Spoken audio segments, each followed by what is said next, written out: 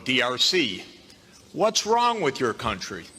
Well, we don't even start by saying the King of Belgium created a slave colony for 30 years. The government of Belgium ran the slave colony for another 40 years. The CIA assassinated your first popular leader, Mr. Lumumba, and then installed another dictatorship for the next 30 years. And then Glencore and others now suck out your cobalt without giving you tax income. We don't reflect on that. We say, what's wrong with you? Why don't you govern properly? And so we have a system, but we need a different system.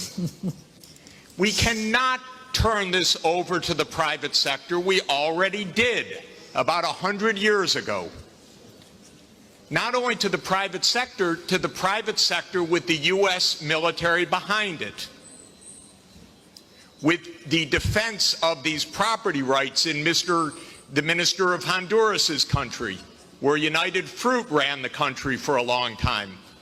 And their attorney was the foreign minister of the United States, Secretary Dulles, and his brother was the head of the CIA and overthrew the next door neighbor, Mr. Arbenz, to make sure that United Fruit could have its property.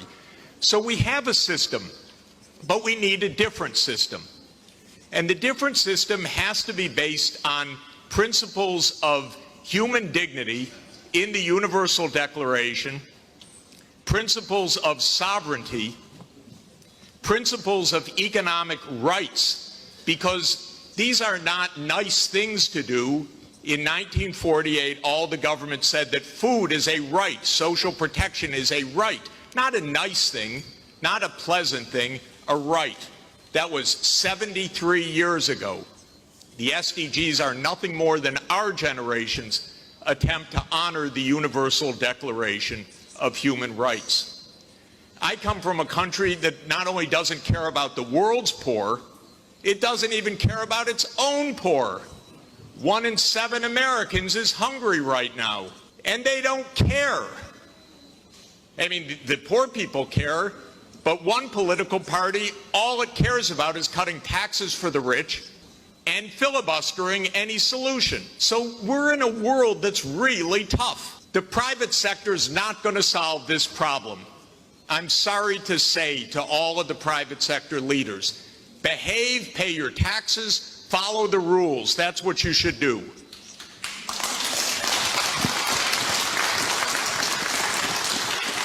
And what the governments should do is the following.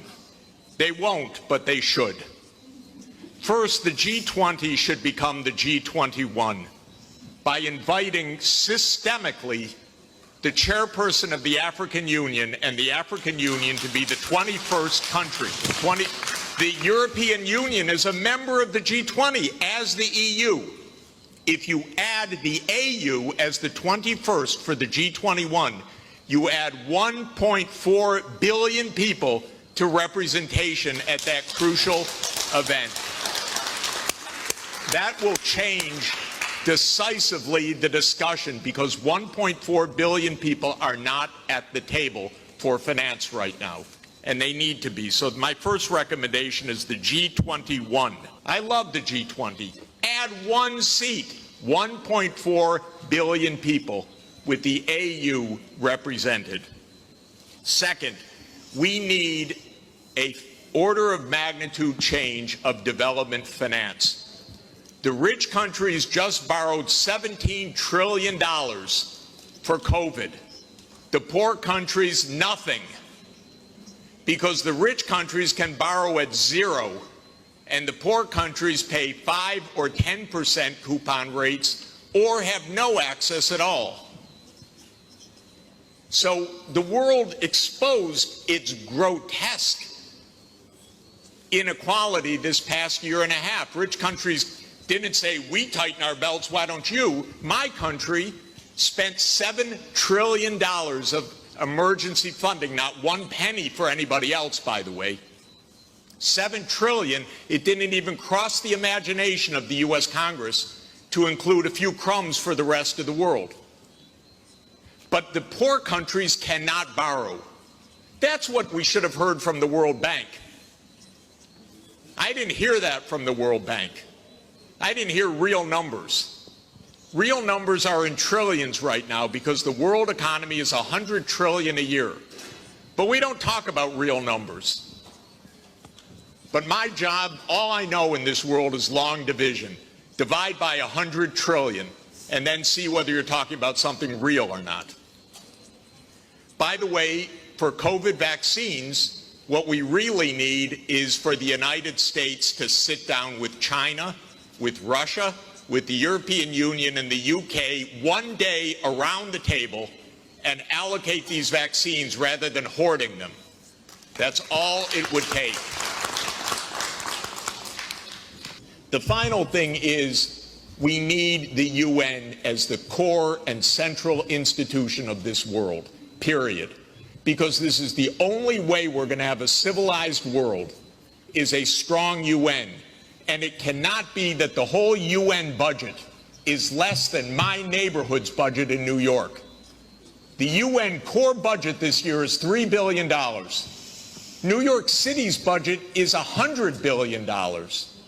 And then we say, why don't things work well? Because the rich are hoarding everything. Final point, rather than our 3 billionaires going in space, well, they could go into space and stay there and leave their money behind. That would be one idea. But another idea is we have 2,775 billionaires on the current list. Their combined net worth, 2,700, is $13.1 trillion.